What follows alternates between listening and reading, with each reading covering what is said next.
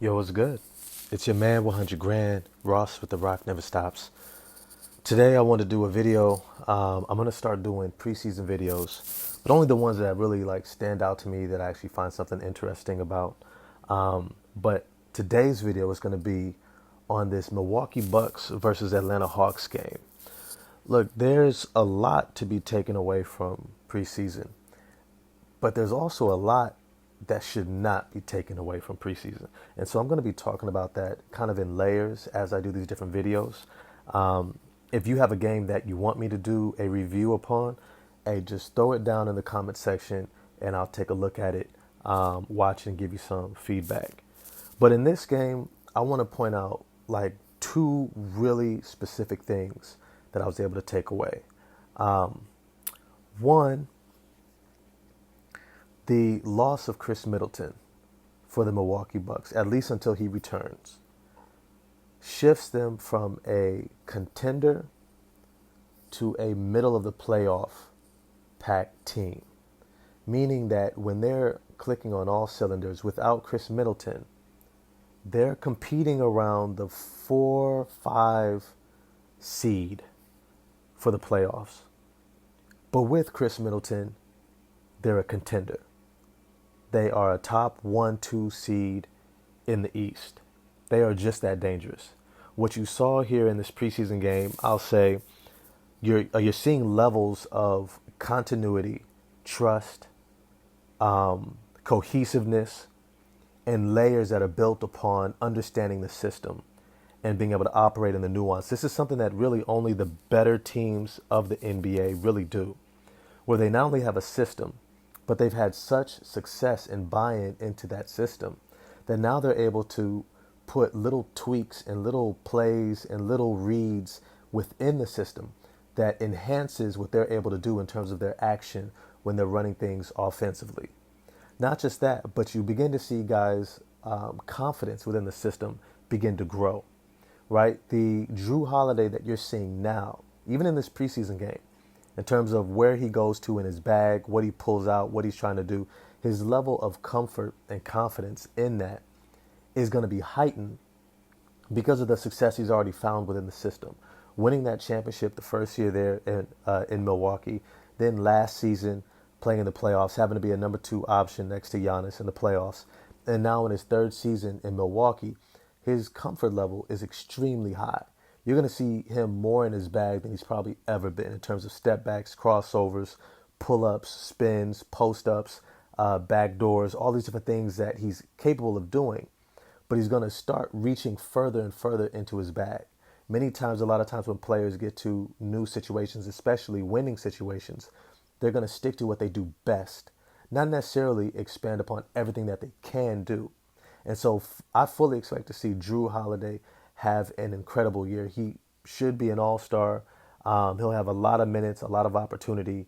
And so don't be shocked if you see Drew Holiday make the all-star team. Secondly, you see some growth in terms of certain players. And the one I want to point out is Grayson Allen.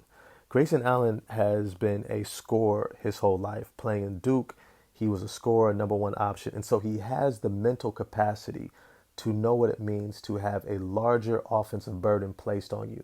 In other words, to be looking for your shot and to be very aggressive in picking your spots, finding your spots, and getting to them, right? What you're seeing here is he has a level of confidence in his system and his role that he's beginning to really, really operate fully in his capacity within his talent, right? He's not a necessarily a starting level talent, I don't think, but as a bench role player, he's really good, right? He's not Bogdan Bogdanovich good, where he has, the playmaking, facilitating ability along with the shooting, but he is a very solid, almost Pat Connaughton type of player. He has a little bit more that he can do off the bounce, but he has that type of athleticism, shooting, and ability to get to the rim. And I think you're going to see more of that as he backs up Wesley Matthews. The last thing I want to say for Milwaukee is I love seeing their big lineup with Bobby Portis and Brook Lopez. I fully expect early on in the season that they're going to limit Giannis's minutes because he played in the World Cup for Greece, and so they're going to probably limit his minutes and allow Bobby Portis and Brook Lopez to eat a whole lot more. And so expect them to go with a deeper bench early on, and even sacrifice some games so that they can get healthy and get Chris Middleton back in the fold and allow Giannis to rest up for the second half of the season to make a playoff run. Because I think they fully see themselves as a team that just needs to get into the playoffs. They want to get around, positioned to be somewhere around a top 4 seed, so that they can have home court advantage in the first round, hopefully in the second round. But I think they're confident that they can beat anybody in the playoffs. Now for Atlanta. I want to say something that I saw that I think is really encouraging. It's just the amount of playmaking and facilitating that DeJounte Murray is going to take off of Trae Young's hand. Right? Something that I pointed out, and I'm not sure if I dropped this video. There's a whole bunch of videos that I do that I don't even drop. But one of them that I was thinking about doing was on the Atlanta Hawks, and how Nate McMillan was going to have to figure out a way to incorporate a lot of the other pieces on offense for the Atlanta Hawks. They got exposed by the Miami Heat. I mean, the Miami Heat were a fantastic defense last season. And so they were going to expose just about anybody. When you have a number 1 or number 2 defense or top tier defense in the NBA, you're going to be able to expose just about anybody who's not a legitimate contender, right? And even some contenders you're going to be able to expose because you're going to be able to make things extremely hard on them, right? And so it's not to say whoever gets exposed isn't a good team or isn't a good player. It's just to say when you face a great dominant defense like that, it's going to make it tough, right? Just the same way that the Detroit Pistons beat the Los Angeles Lakers, right? Nobody on the Pistons was better than Kobe Bryant and Shaq, right? But because their defense was so dominant and so incredible, they were able to limit so many of the things that the Lakers wanted to do, and it minimized the impact that those superstars were able to make.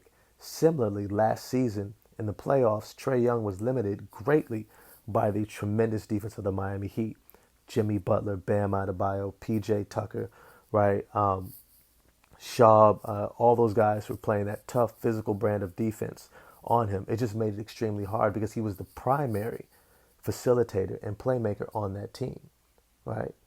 What you saw here in this preseason game is that that's going to be a thing of the past. Not only do they have DeJounte Murray, who's a high-level playmaker and facilitator, meaning that he can find open guys, set guys up, and run the show at an all-star level, right? An extremely high level. Not only that, but they have guys coming off the bench who can do that as well. Bogdanovich didn't even play in this game, and yet Aaron Holiday was able to do a fantastic job. I've always been high on Aaron Holiday. I don't think he's as athletic as his brothers. He's not as big as his brothers, but he has the mentality. He has the pedigree. He has the confidence. He has the know-how and the basketball IQ to be able to play in the NBA. And I think he's going to have a long career. And I think he's in a great place after playing behind Chris Paul last year, and everything that he picked up, and now playing behind Trae Young. He's really going to have the opportunity to be able to excel, I think, in the play style that this team has. Another thing that Aaron Holiday also brings is the toughness on defense. He's a dog on defense, just like his brother Drew, right? He's going to get up into you. And I think that being able to bring Aaron Holiday off the bench, plus DeJounte Murray in that starting lineup, you're going to have a far more defensively impactful backcourt than they've ever had in the past. When they had to rely upon Trae Young and Bogdanovich, it left them with a highly efficient offensive backcourt and a very deficient defense, right? And as a result, other teams' backcourt would eat. And if they could limit either of the two offensive players between Bogdanovich and Young, they're able to beat the Hawks every single time, right? It's a testament to their talent that they were even able to make the playoffs. But it's to say, this season, I fully expect the way Nate McMillan has his offense set up is that you're going to see a lot of other guys involved. And I think a lot of coaches are moving away from that heliocentric James Harden type style of offense where it's just one guy doing all the work. And they're moving to how can we get everyone involved? Because we see it makes us too easy to be able to slow down, and it wears down our superstar very fast, right? So I saw a lot of playmaking for one another. Saw Trae Young off the ball, right? We also saw guys like DeAndre Hunter beginning to eat, and even John Collins, right, getting far more involved into the offense where he's scoring in a variety of ways, either off the catch and shoot, attacking the basket, attacking closeouts, pick and rolls, like he always does, and then even some post ups at 6'10, 230, 240 pounds with a 35-inch vertical, right, in his frame. He should be able to do a lot more posting up, a lot more work around the basket, um, where he's able to impose his physicality on smaller forwards. And you saw that was what he was able to do, even up against forwards who match his size in Bobby Portis, Brook Lopez, Giannis Antetokounmpo, and whoever was coming off the bench, right? John Collins was just far more assertive. And I think that that's definitely a intentional effort by Nate McMillan to make sure that each of the different players are getting involved. I also really enjoyed seeing Onyeka Okongwu going into his offense a little bit more. He said last season he was going to come back this year with an improved jump shot, and he has. You see his confidence with it. He's far more offensively assertive, and I think that that's going to carry into the regular season. Now, the main thing that we wanted to see here is who is in the lineup, right? This lets us know who's winning in the training camp battles for different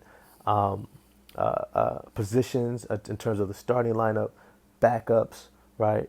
And I think we're going to see a really deep bench from Atlanta, but we're also going to see guys getting more involved, whether it's Frank Kaminsky, Onyeka Okongwu, Aaron Holiday, Justin Holiday, right? And I love Holiday brothers. I think when they get together, they just play at a high level.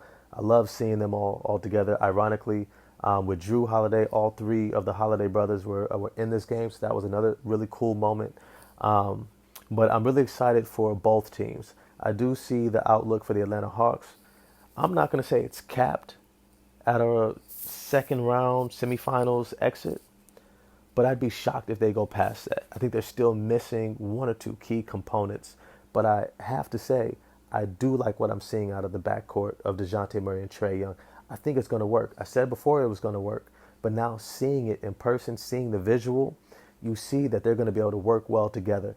And the idea that Trae Young can't play off the ball, which some people were suggesting, I think is completely absurd. And I also think that DeJounte Murray is going to also play well off the ball as well. But at the end of the day, I want to know what you all think. What did you see from this game? What did you enjoy about the game? What do you think is going to actually transfer?